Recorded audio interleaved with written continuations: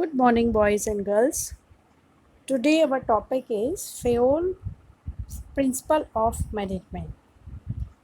In this video, we will read about the first 7 principles of FAOL.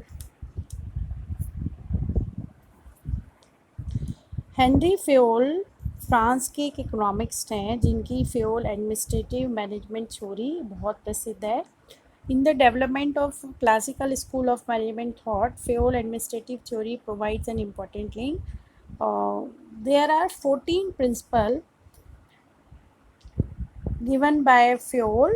First principle is division of work. According to this principle, the work should be divided into small specialized tasks and each task should be performed by a specialist or a trained employee. It is because of this principle in a company we have separate departments for human resources, marketing, production and finance.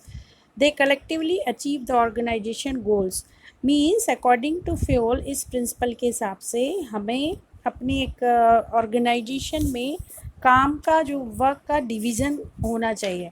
Division of work की वजह से, कार्य विभाजन की वजह से, अगर हम किसी वर्क को छोटे छोटे भागों में डिवाइड करें तो हर एक डिवीज़न में एक स्पेशल व्यक्ति, योग्य व्यक्ति जो उस काम को करता है तो हमारा वर्क बहुत अच्छे तरीके से कंप्लीट होता है. जैसे इसमें एक एग्जांपल दे रखा है कि अगर किसी ऑर्गेनाइजेशन में, किसी बिजनेस डिपार्टमेंट में अगर मार्केटिंग, प्रोडक्शन और फाइनेंस 3 डिपार्टमेंट सेपरेट हैं तो हर एक डिपार्टमेंट अपना अपना बेटर तरीके से वर्क करेगा और कलेक्टिवली एक बहुत अच्छा रिजल्ट देगा.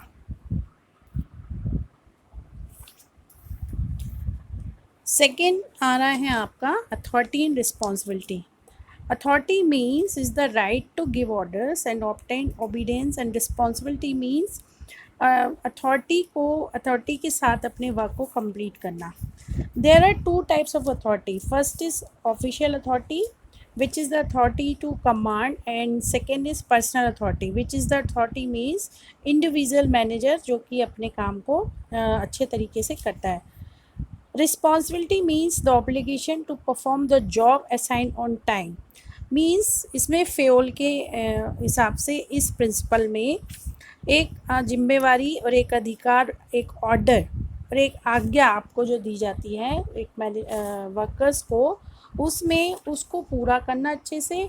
और एक सेकेंड होता है एक आदेश देने का अधिकार. मीन्स जो मैनेजर आपको ऑर्डर देता है उसमें उसके ऑर्डर्स को फॉलो करना और अपने ऑर्गेनाइजेशन को गोल, अपने जो ऑर्गेनाइजेशन का गोल है उसको कंप्लीट करना.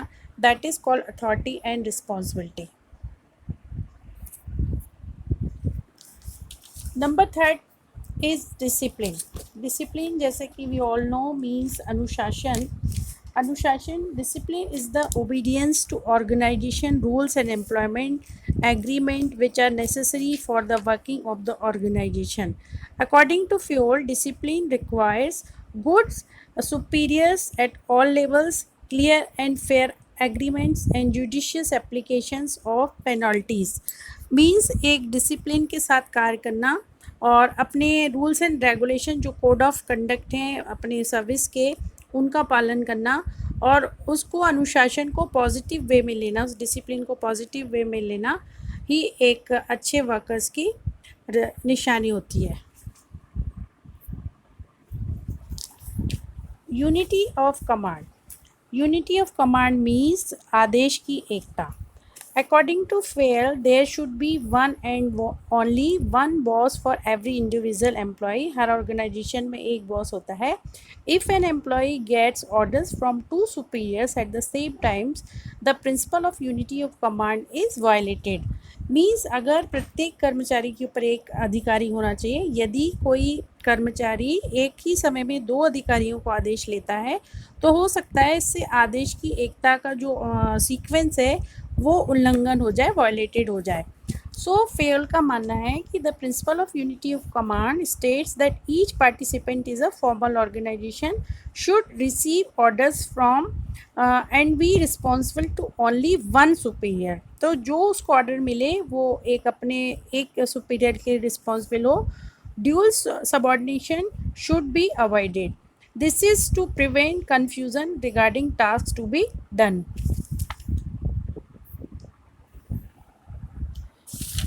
Unity of direction. Next, 5 principle is unity of direction. This principle implies that there should be one head and one plan for a group of activities. All the units of an organization should be moving towards the same objective through coordinated and focused efforts. Each group of activities having the same objectives must have one head and one plan. This ensures unity of action and coordination. For example, if a company is manufacturing motorcycle as well as cars, then it should have two separate divisions for both of them. Each division should have its own in charge, plans and executive resources. Means अगर किसी organisation को अच्छी तरह से work करना है तो उसको एक ही प्लान और एक ही उसका सुपीरियर होना चाहिए, तभी जाके वो अच्छी तरह से ऑर्गेनाइजेशन वर्क कर सकता है. Next is subordination of individual interest to general interest. The interest of an organization should take priority over the interest of any other individual's employee. According to Fair, every worker has some individual interest for working in a company. The company has got its own objectives. For example, the company would want to get maximum output from its employees at a competitive cost salary. On the other hand, an employee may want to get maximum salary while working the least. In all the situation, the interest of the group companies will supersede the interest of any one individual. This is so because larger interest of the workers and stakeholders are more important than the interest of any person. मतलब ये बताया गया इस principle के according कि अगर हम एक ऑर्गेनाइजेशन में कर्मचारी के हमें हितों को प्रायोरिटी देना चाहिए. कंपनी में कार्य करने में कोई भी वर्कर्स जो है उसका कोई ना कोई हित होता है, कोई ना कोई उसको लगता है कि कहीं हमें अगर फ़ायदा हो रहा है तो वो अच्छी तरह से वर्क कर पाता है. कंपनी के भी अपने कुछ रूल्स एंड रेगुलेशन होते हैं, तो उसके हिसाब से अगर दोनों में कोऑर्डिनेशन बैठा जाए तो एक ऑर्गेनाइजेशन बहुत अच्छी तरह वर्क कर सकता है.